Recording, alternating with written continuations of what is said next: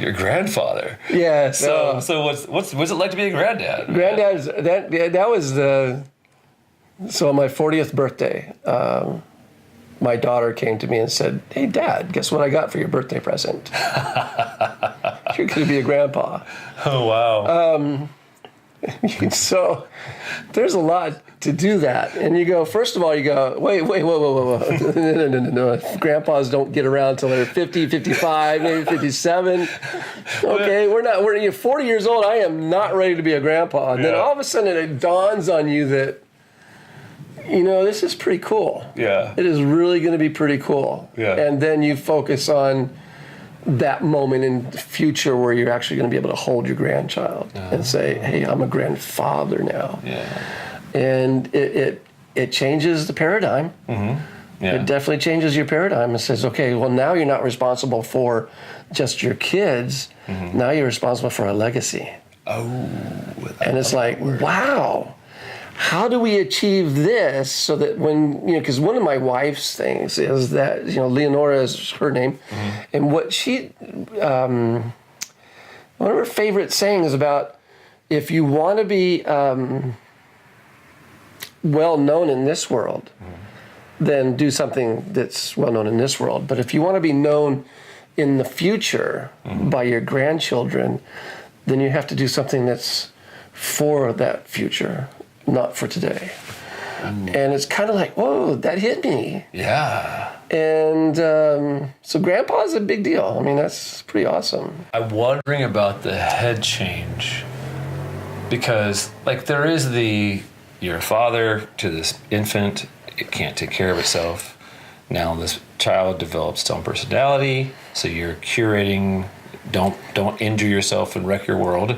And then that child turns into a teenager, so they've kind of got their own skill sets and they're figuring it out. Yeah. And then it's you having to give them a little bit more autonomy without letting them break themselves. And then it's the independence part of it where they go off to be, I'm my own human, my own adult, I'm my own sustainable person. There's a lot of transition as a parent for that, right? Right, there is. And then suddenly the adult who is your child, which is hold both those thoughts at the same time, guys, is now a parent. Yes. So it's like relating to your adult child who is a parent. What goes through your head? How do you relate to that? How do you treat them as capable and as they can handle it, or does it come with a whole lot of I've got tools for you, kid, or is it like, ooh boy, I don't know, what's it like? It's my life.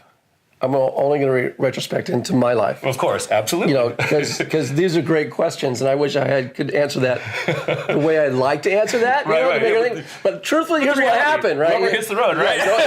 When the rubber hits the road, there was when I had my children, I did everything for them. They were my life. They were exactly what I needed when I wanted. I had 3 kids by my first wife, and they were everything to me. 2 girls and 1 boy. Yeah. And unfortunately, at my oldest daughter's age of between 11 and 13, my wife asked for a divorce. And at that point in time, a lot of drama happened. Right. So the drama is what, my whole presence of life was to make sure that those kids got whatever it is that they need. And in that time, I gave them freedom. Mm-hmm. I let them make their mistakes. I let them get hurt. I didn't let them get, crippled. Obviously. Right? Yeah. But, I said, look, you need to stretch. You need to understand that anything is possible in this world. And I'm only going to tell you no when I absolutely understand that that's the last word that's going to make a difference in you. Mm-hmm. If there was any other words to use before that, I would use them. Yeah. So, my kids were... My daughter, she's so incredible. 7 years old, she's going to her preschool, And and at that time in life, I was a student of karate. So I had, Kempo karate, and I was one of the instructors, and I was really good. And she picked up a lot of the moves. Well, this kid at school had pushed her off the horse that she was riding. So she got up and side kicked him upside the head. And she got evicted from the school. And I said, look, because they told me, well, we can't have any fighting. I said, look, bullying, fighting, I'd rather her defend herself against somebody that's bullying her than to accept that. So, daughter, you did good. I'm okay with this. Especially when the kid was, 40 pounds bigger than she was. So it's your responsibility as a teacher to make sure that those kind of things don't happen there. Or if they do happen, that you intervene before my daughter gets mad and starts to kick him upside the head. So that's kind of like your fault. So it's on you. And they evicted her out. They kicked her out of school. And I go, but you know what? I'm proud of the daughter because those are the kind of things I want you to understand. You don't, you turn the cheek once, but if they go to hit you again, defend yourself. Defend yourself, yeah, absolutely. We're back in divorce. We're having custody issues and some other issues. And this is the only time I got violent in my house was when I was threatened to have my kids taken away from me. So I hit a wall, and police were called, and it was okay. I admit what I did wrong, and said, there's no excuse for that, but just don't threaten to take my kids away from me because they're my kids. We resolved that. My daughter grew up, and she ran away from home. She would come back. She ran away. She'd come back, and then. So throughout our whole process, I kind of lost the favor of being a dad. Because I was more interested in my hurt. I wasn't interested in their hurt so much as I was interested in what that woman did to me because of her and her boyfriend and whatever the circumstances resolved about. And I didn't inflect enough information and attention to my kids to let them know that I would never be anything but a dad to them. So that left me at not being a dad to them. Ouch. And so I went through several years of trying. I went through addiction. I ended up being a compulsive, addictive person, and I had to go to. I lived in the streets. I lost everything. I lost my house, my cars, everything. I lost all of that. Ended up living in the streets for like almost a year. And it was a miserable position. But just another story, I guess. We'll talk about that later. But the point of it is that I wasn't a father to my kids at that point in time. And it was critical age for all of them. And so even to this day, my oldest daughter is not a fan of mine. My middle daughter, we have a great relationship now, and my son, it's temporal. It's like we love to see each other, we like to be around each other, we want to be with each other, but there's still kind of a disconnect that says, Dad, you weren't there for me, and that kind of stuff, which is heartbreaking to me to this day. And you're granddad. And I'm a granddad. So I get to see all my grandkids except my daughters, because and that's my, I could go in there and say, hey, daughter, can I take the grandkids and stuff like that? But we have 6 of them going on 7. It's the most incredible experience because you can have a lot of fun with these kids and you can spoil them and do all kinds of crazy things with them, and then you get to hand them off to your parents. And you don't have to deal with all the repercussions of it. But, we're still a little bit, we're responsible. I mean, today we have 2 of our grandnieces, niece and nephew, that's staying with us for a few days. And we treat them all the same. We want to make sure that they grow up with values and standards. We don't let them fuss, argue, and fight. We don't let them tell us what to do. We make sure that we have a relationship with them that's based on trust and it's mutual. So we work hard to keep them. It's not just spoiling them; it's giving them the tools that they need to succeed in life. But from granddad's perspective, From my perspective, and my wife. Anyway, that's awesome. Did you ever have the I'm a man moment. So yes, I had the moment when I was a man, drinking, Yeah. the drinking age. Yeah. Unfortunately, at the time when I was 17, I was drinking at home. So I would go to nightclubs at 17 and a half, 18 years old. So Same here. thought I was a man, Yeah, right? yeah. I could go, man. I could go out, pick up booze, Yeah. and enjoy the women and do other things that I thought that was my first experience as being a man. And then there was the relationship with sex. It's a whole different meaning. Being able to drink and talk to women is not the same as having sex with a woman. Totally not. So there's that moment. It's interesting. Your first time is never the best. Right. Ever, almost in every case. So, if you're looking forward to that first time, as it's going to be the most incredible experience in your life. Oh my God, it's going to change my world. Forget it. No, there's so much more that you're going to grow into as you learn about life and as you move into different circumstances and you get wisdom as you get build relationships. Yeah. So. Yeah, that was my first encounter with being a man. Yeah. Yes. Yeah. Did you ever have the "I'm an adult now" moment? I haven't had that yet. Yeah, it's good. It's good. Oh, I did. Yes, I did. I'm sorry. Oh, it's all good. You know why? Huh? Because it was my first business failure. Oh. Yeah. I would love to hear about this. So that's when I had the "I'm an adult now." That was a realization. Is that.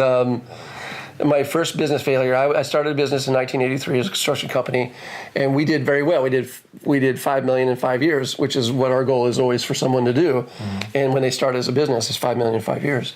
So we accomplished that. But in 1989, bad time. Oh, and right. So the economic crisis of 1979, 89, 90, it kind of killed my business for construction. Yep.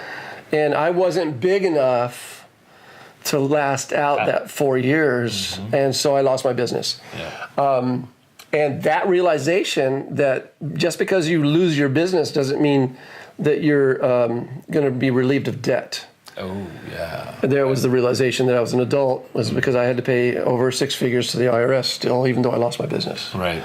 So I still had to get a job. I had to do whatever it took to get that money to the IRS because I was...